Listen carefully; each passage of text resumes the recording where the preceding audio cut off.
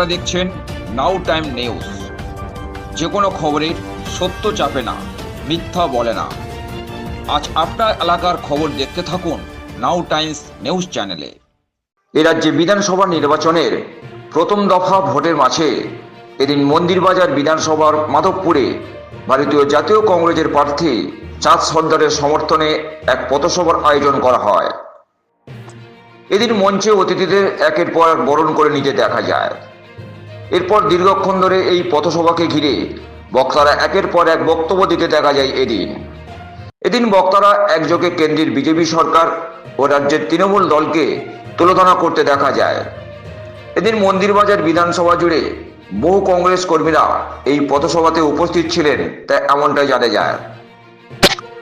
এ রাজ্যে ভারতীয় জাতীয় কংগ্রেস দল এই বিধানসভা নির্বাচনে ঘুরে দাঁড়াতে পারবে, সেদিকে তাকিয়ে সকলে।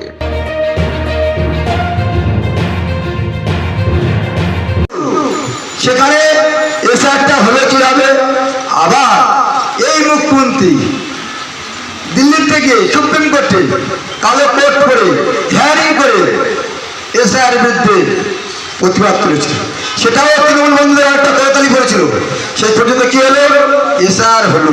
কেমন কেমন ভিতরে বোঝাপড়া দেখুন, এসআর হলো। কিছু নাম বাদ গেল, অ্যাডিশনাল একজুরি হিসাবে চলে এলো।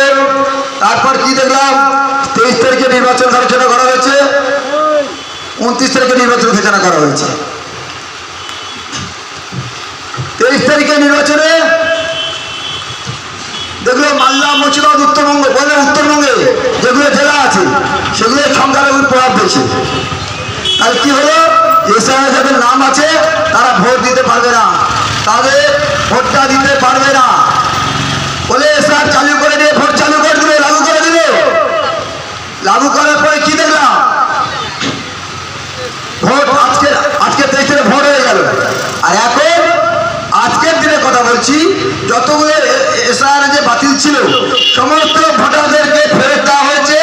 আগামী 29 তারিখে তাদের ভোট দিতে পারবে।